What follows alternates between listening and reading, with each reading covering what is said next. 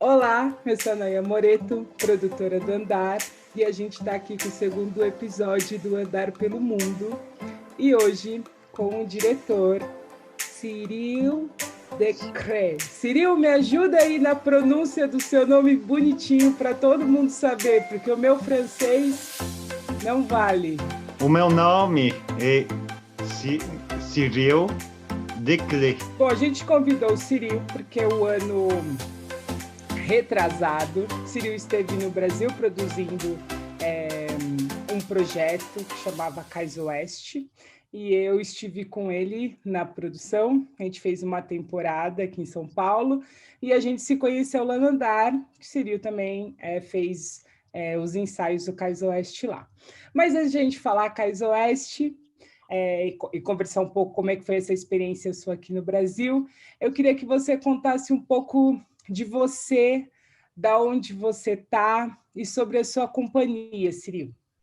Então, sou diretor de teatro, mas eu comecei trabalhando profissionalmente no teatro como iluminador. Gostei muito, mas foi, acho, em 2002, se não me engano, que dirigi a primeira peça. Foi um ator que me chamou. Ele tinha um projeto com um texto e ele achava que eu poderia dirigir esse tipo de texto.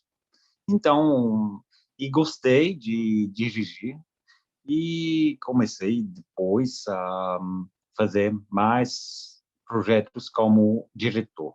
Criei a minha companhia, que se chama L'Embarcadère, que quer dizer mais ou menos, em português, o pontão.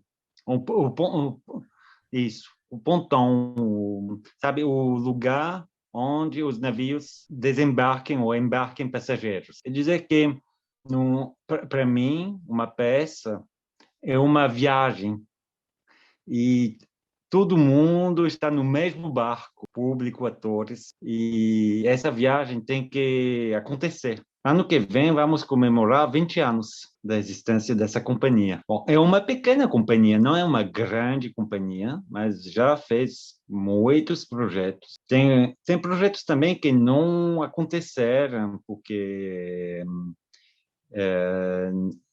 não tive os financiamentos necessários para fazer. Cyril, quais são, desses 20 anos aí de companhia e dos trabalhos que você fez, quais são os destaques, assim? Quais são as obras que você destaca aí no currículo da companhia e no seu? Tem várias peças, mas eu gostaria de me lembrar de primeiro de uma peça de Coutts,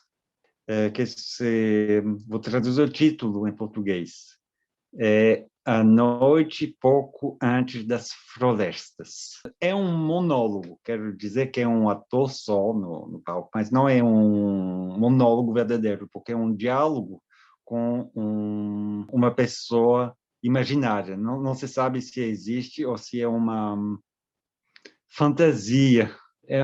Eu fiz também trabalhos com autores brasileiros, como teve um trabalho com a tentativa de adaptação da Paixão segundo o GH, da Clarice Lispector, foi com uma atriz brasileira, mas em francês. Esse trabalho não foi acabado porque foi muito difícil de conseguir a produção, mas gostei realmente do trabalho que fizemos. Teve um outro trabalho com a Valsa número 6, do Nelson Rodrigues, um grande autor brasileiro. Realmente é muito, muito complicado. Trabalhei com uma atriz que, na época, tinha 44 anos, para fazer uma menina de 14 anos, mas foi um trabalho super interessante. Ela foi muito impressionada. Ela é uma atriz que trabalha com grandes diretores. E traduzi também um texto de um autor pouco conhecido, Lima Vieira. A peça se chamava Alegria Vingativa. A gente fez 3 ou 4 leituras só, mas outras peças com Beckett, com um autor francês que se chama Stéphane Mallarmé. E também na companhia tem, para a sobrevivência da companhia, tem bastante peças infantis. Mas não é só peças para sobrevivência. Gostei de fazer um trabalho com uma adaptação da Alice no País das Maravilhas. Então, a adaptação se chamava Um Sonho de Alice.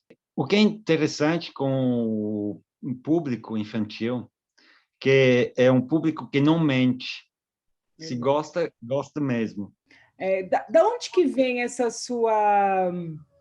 esse seu gostar aqui do Brasil e até de você falar a língua, que você defende muito bem o português, né? Então, assim, da onde que vem essa sua curiosidade sobre o Brasil, essa sua pesquisa de pegar autores e atrizes brasileiras para compor o seu trabalho? Vem de muito longe. Quero dizer que a minha primeira viagem no Brasil foi em 95, há muito tempo. Na época, não falava nada do português, nada. Mas gostei do país. Voltei várias vezes. Então, voltei em 97, 98 e 2001. E realmente gostei. Durante a minha segunda viagem, fiquei muito chateado de não conseguir falar com as pessoas, me comunicar. E estava morando na casa de amigos do Rio de Janeiro, na época. E eles falavam francês. Mas pedi a eles falar para mim só em português. Eu tinha que responder em português. No início era um horror para mim. Mas, aos poucos, conseguia me comunicar um pouco e tentei ler várias coisas no jornal.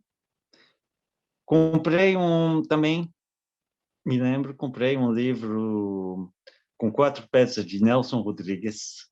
Primeira peça que li em português, o primeiro texto literário foi Boca de Ouro, com o dicionário, óbvio. No início não entendia várias gírias. Imagino. Mas consegui terminar a leitura. Depois assisti a peça. Foi no Centro Cultural do Banco do Brasil, no Rio de Janeiro. E depois de 2001, fiquei muito tempo sem voltar no Brasil. Mas nunca esqueci do Brasil. Nunca esqueci. E na França me encontrei com vários brasileiros. Foi na França que conheci Carol Gonzalez, e muitas outras pessoas que foram importantes para mim. Foi em 2014 que pensei em fazer um projeto de teatro entre França e Brasil, com um texto de um autor brasileiro que traduzi. E a ideia era montar a peça na França e também no Brasil. Na França em francês, no Brasil em português. O projeto não rolou e foi a partir desse momento que a gente pensou com Carolina, fazer Cais Oeste. Aí chegamos, então, em um dos pontos aqui da nossa conversa, né? Então, vamos falar um pouquinho, que o Ciril vem para o Brasil dar o start nesse projeto, né, Ciril? E aí vem uma negociação de anos, né? Até a gente conseguir fechar a temporada.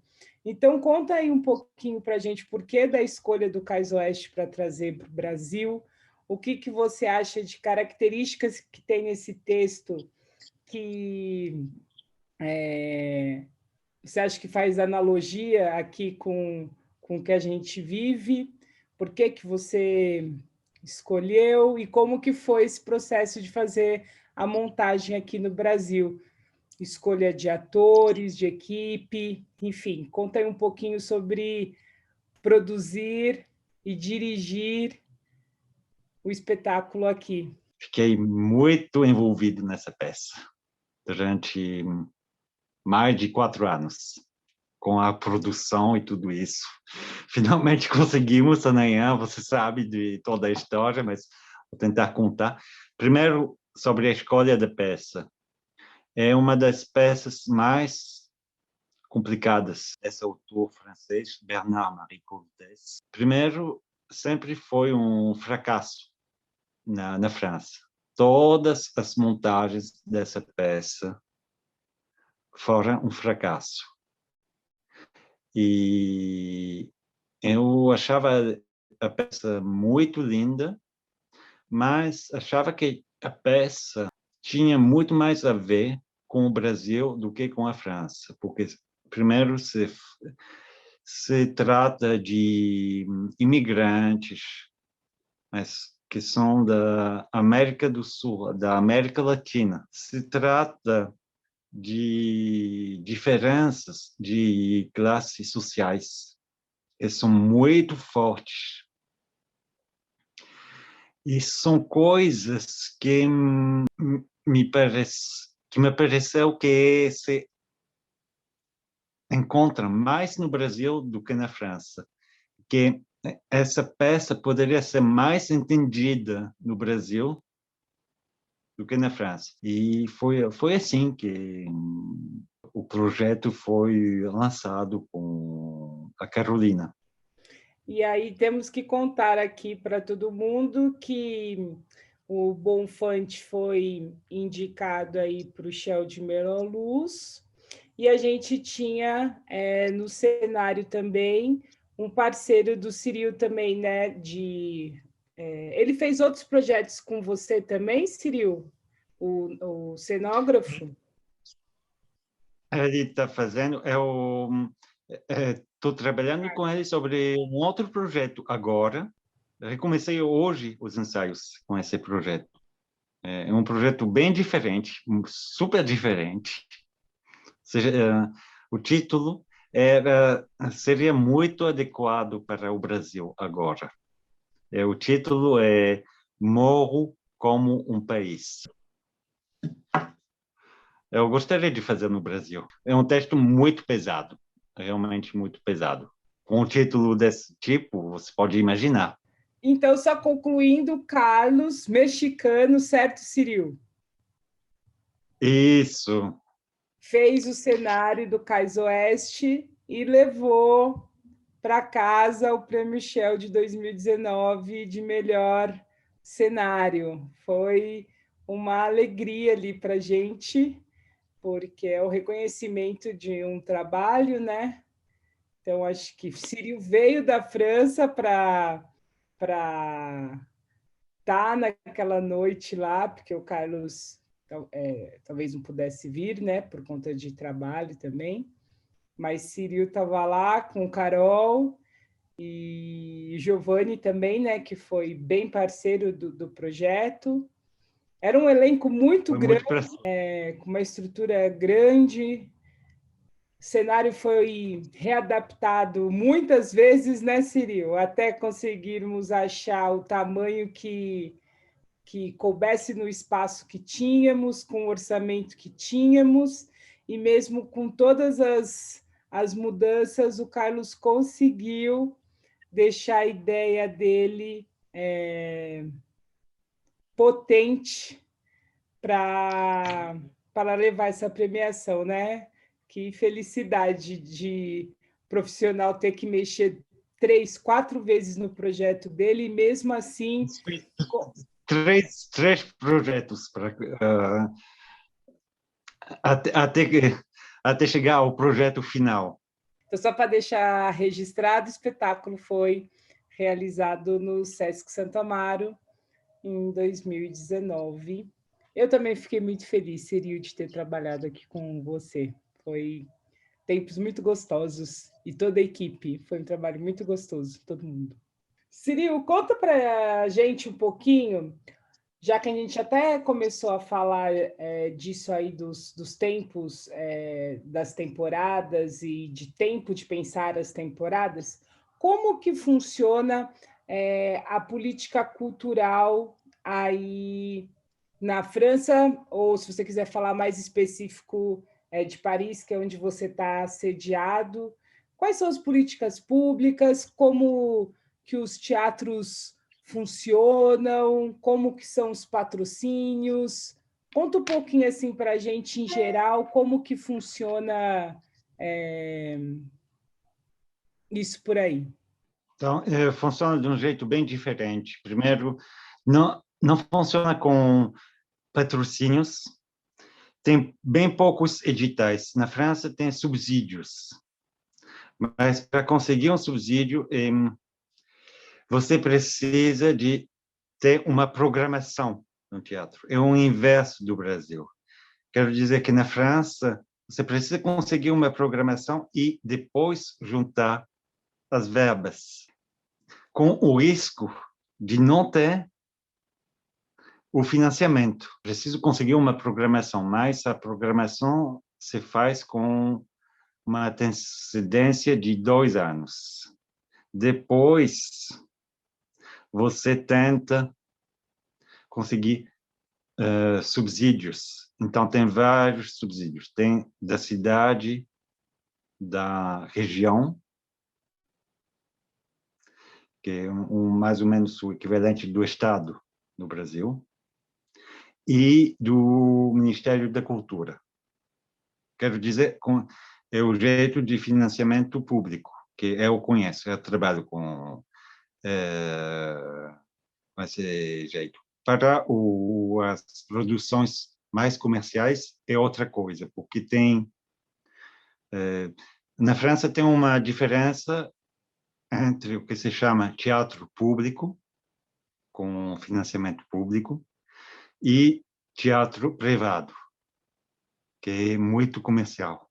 Bom, eu não trabalho com teatro privado, então não posso realmente falar, mas você tem que colocar 2 ou 3 atores famosos e são produtores privados que pensam em fazer lucro. Então, é muito diferente e não conheço realmente o funcionamento.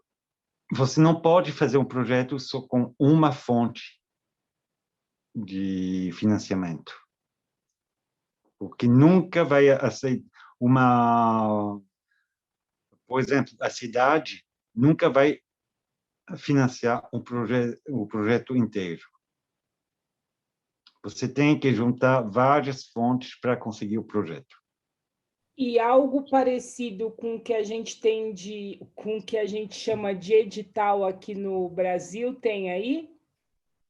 Tem muito pouco, mas é a mesma coisa. Um edital só não vai financiar um projeto inteiro. Um subsídio tem que complementar um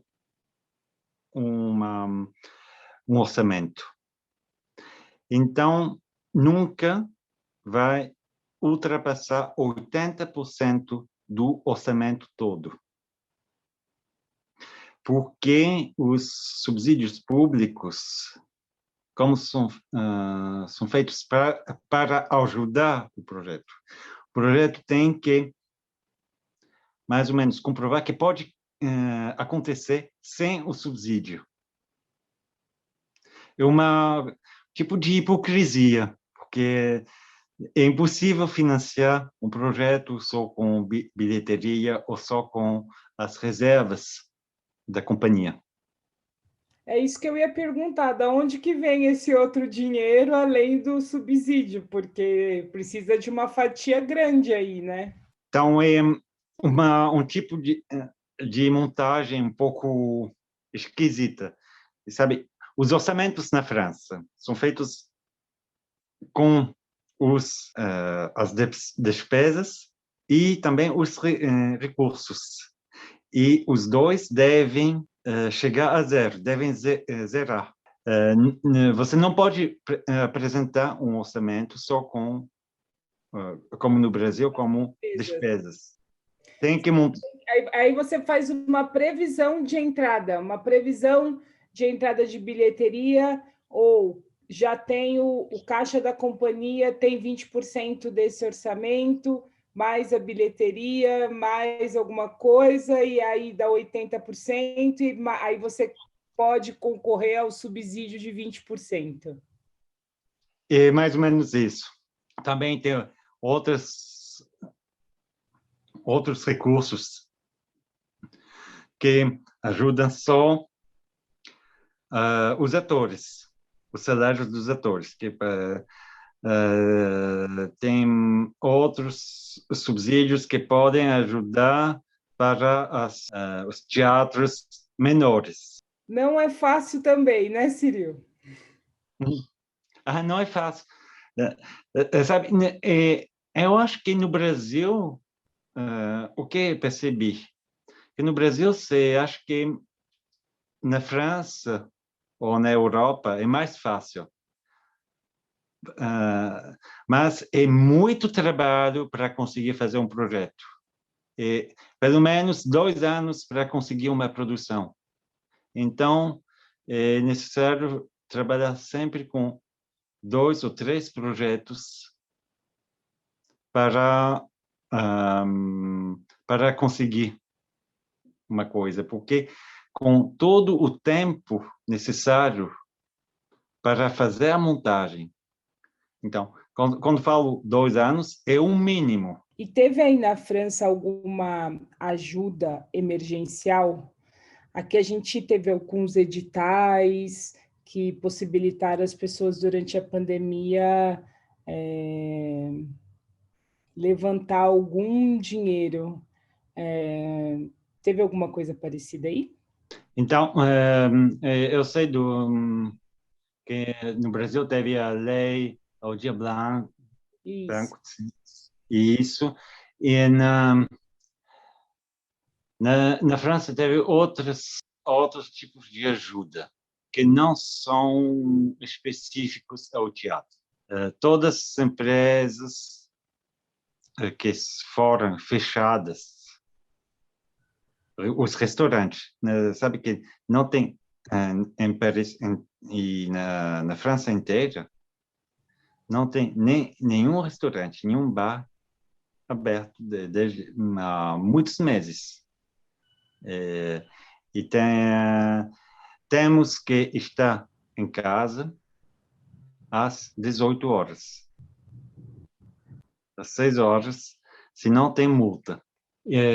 Então, tem uma pequena ajuda em relação ao orçamento que tive no ano 2019, que a empresa teve no ano 2019, antes da pandemia.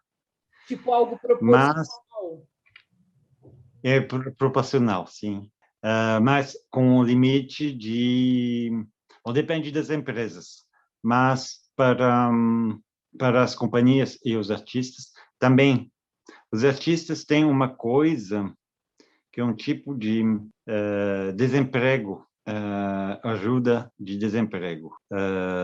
Precisam trabalhar ao mínimo 507 horas oficialmente por ano para ter direito a essa ajuda de desemprego. O que acontece que como teve muitas peças programadas, que foram programadas 2 anos antes, que não podem ser apresentadas. Então, estou colocando mais à frente essas apresentações. Então, é impossível programar agora uma peça antes de 2022, 2023. Eu queria que você apresentasse quem é a companhia. Então, a companhia é uma associação. Então, tem uma pessoa que é muito importante, que é o presidente, que se chama Frédéric Lemaitre. Ele é um engenheiro, não tem nada a ver com a área teatral, mas é muito envolvido. Ele é um engenheiro, mas ele sabe lidar com projetos. Então, é uma pessoa super importante, porque mesmo se ele não entende realmente do que ele não sabe como se faz uma peça, mas ele pode entender de produção. Então, é uma pessoa super importante. É ele que assina todos os contratos também. Depois eu trabalho com alguns atores que conheço há muito tempo. Lá nesse projeto Morro como um País. Tem uma atriz que trabalha com ela há quase 20 anos. Ela não está em todos os projetos, mas tem um relacionamento muito fiel entre nós. E já fiz 3 ou 4 peças com ela. Tem uma outra, fiz 2 projetos com ela. Então, tem a primeira, se chama Maud Narboni. Tem a segunda, que é Maia Vignondo. Foi ela que fez a valsa número 6, a Sonha, da valsa número 6. Tem outra atriz, Valérie Blanchon. Fiz 3 ou 4 projetos com ela também. Dominique, fiz já um projeto em 2014. Então, às vezes tem uma grande... Alguns anos acontecem, mas a gente volta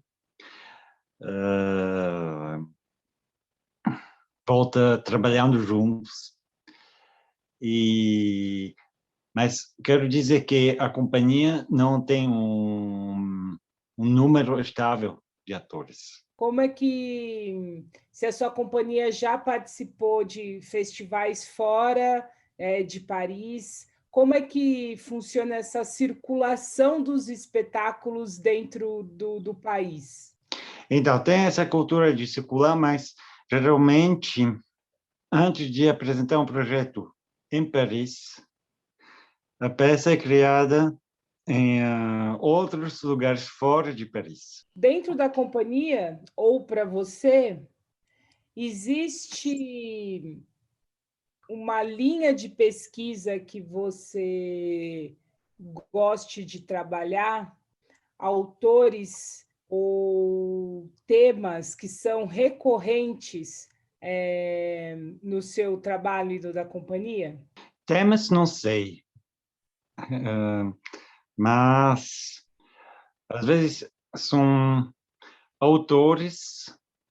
Eu já mencionei Cortez, que é um autor muito importante para mim, mas às vezes eu gosto também de tentar pesquisar outros autores. O que me importa é que tem uma forma um pouco original. É difícil para mim encontrar um tipo de linha, mas eu sei que geralmente os textos são bastante exigentes. Eu trabalhei também com autores russos contemporâneos, uma autora russa que se chama Ksenia Dragunskaya. Esqueci de mencionar uma autora brasileira, jovem, que traduzia em francês, traduzia uma peça dela, Priscila Gontijo. Mas tem um diretor brasileiro que me impressionou muito, foi Antunes Filho. Então, não para... Foi uma com... quando eu assisti Blanche, foi 3 ou 4 anos atrás, realmente fiquei muito impressionado por esse trabalho. Conversei com os atores. Bom, tem outras coisas que não me impressionaram dele. Eu me encontrei com ele, conversei com ele, mas esse trabalho realmente me impressionou. Com o Fonémo, é assim que ele chama. Realmente fiquei impressionado. E outra coisa que gostaria de dizer, que agora que tem essa pandemia,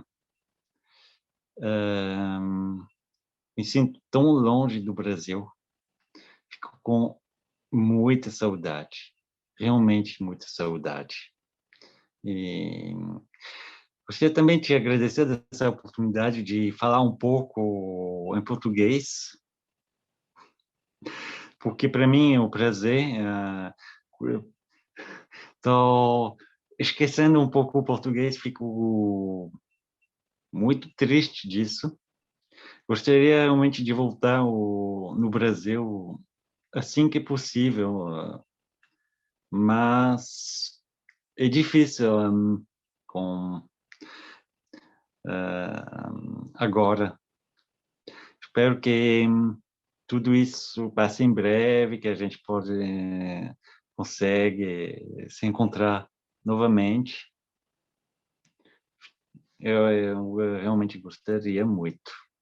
Eu também espero que seja possível essa volta logo e que seja possível você vir nos visitar novamente, que seja possível a gente se encontrar e, quem sabe, não fazer novos projetos juntos, né, Ciril?